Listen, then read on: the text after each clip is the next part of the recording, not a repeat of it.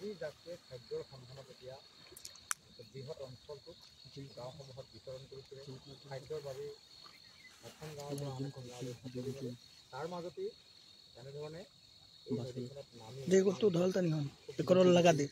পানী খোৱাৰ সেই দৃশ্য আমি লোৱাৰ চেষ্টা কৰিছোঁ আৰু দেখুওৱাৰ চেষ্টা কৰিছোঁ।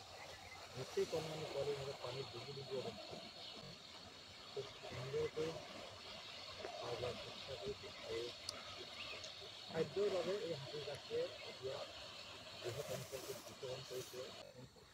তাৰ মাজতেই হাতীজাকটোৱে দিনৰ ভাগত চাহ বাগিচাত আশ্ৰয় লয়, নিশা গাঁৱলৈ প্ৰৱেশ কৰে, কিছু লোকৰ বাৰীঘৰ ক্ষতি কৰে আৰু ৰাইজৰ যি পথাৰ সেই পথাৰত খাদ্য গ্ৰহণ কৰে আৰু তেনে সময়ছোৱাতেই বহু সময় দেখা যায় যে সংঘাতৰ সৃষ্টি হয়। কিন্তু আজি কোনো সংঘাত বা আন কোনো দৃশ্য নহয়, আজি এটা আকৰ্ষণীয় দৃশ্য আমি নিউজ লাইভৰ দৰ্শকক দেখুওৱাৰ চেষ্টা কৰিছোঁ। বৰগুণ নদীৰ পাৰত এই হাতীৰ খেলা, হাতীৰ জলকৈলী আমি বন্দী কৰাৰ চেষ্টা কৰিছোঁ।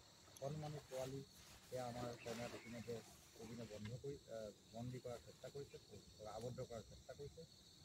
এই মুহূৰ্তত সেই আকৰ্ষণীয় দৃশ্যসমূহ আমি দেখুৱাই দিছোঁ আৰু মই পুনৰ কৈছোঁ এতিয়া জনাঞ্চলত